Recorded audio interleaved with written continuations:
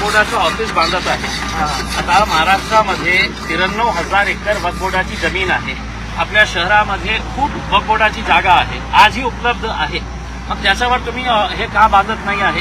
आता मी वक्फ बोर्डाचे चेअरमॅन जे ज्यावेळी हे इथे स्टेडियम व्हायला पाहिजे आमची मागणी होती, तर याच्यासाठी एनओसी देण्यात आला होता की आपण स्टेडियम इथे तयार करणार आहे.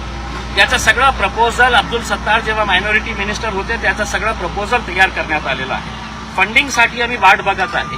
मग गुपचूप का कारणाने वक्फ बोर्डाचे सदस्य आणि वक्फ बोर्डाचे चेअरमॅननी कोणत्या आधारावर ते एनओसी कॅन्सल केली आणि इथे 3-3 ऑफिस बांधणार आहे?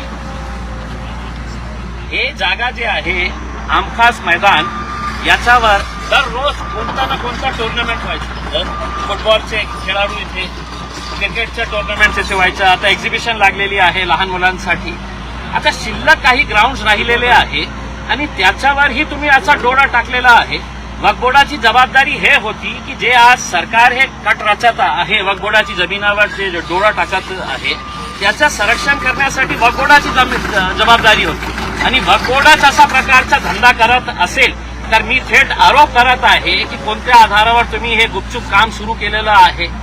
3-3 ऑफिसेससाठी तुम्हाला कुठे जागा मिळत नाही होती तर माझ्यासोबत चला, मी तुम्हाला दाखवतो की कुठे कुठे वक्फ बोर्डाची जागा आहे. मग ते सगळं विकून टाकून तुम्हाला पैसे खायचे आहे का? आम्ही 3 ऑफिसेस तर सोडा, 1 इंचची जागा कुठल्याही प्रकारच्या ऑफिसेस किंवा कन्स्ट्रक्शनसाठी आम्ही देणार नाही. आणि आम्ही म्हणजे या शहरातले जे खेळाडू आहे, या एरियातले भागातले राहणारे जे लोक आहेत जे दररोज इथे वॉकिंगसाठी, जॉगिंगसाठी, खेळण्यासाठी इथे येतात, यांचा विरोध आहे आणि त्या विरोध आम्ही कायम ठेवणार आहे. म्हणून इथे आम्ही काम थांबवणार आहे. आणि पीडब्ल्यूडीच्या वक्फ बोर्डाच्या अधिकाऱ्यांना मी स्पष्टपणे सांगितलेले आहे इथे कोणत्याही प्रकारच्या कन्स्ट्रक्शनला आम्ही परवानगी देणार नाही.